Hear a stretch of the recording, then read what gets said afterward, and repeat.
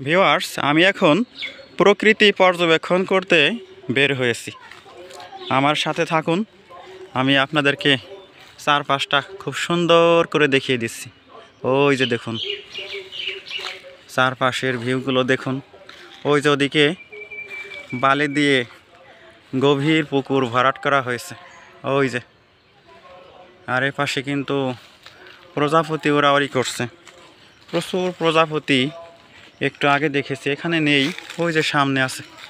আমি একটু সামনেই যাচ্ছি, এই যে একটা প্রজাপতি উঠছে, ওই যে ওই যে ওই যে উঠছে।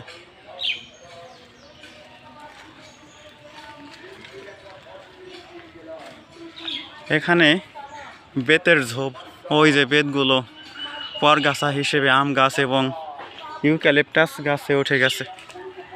এই যে এখানে প্রজাপতি, ওই যে ওখানে গরুর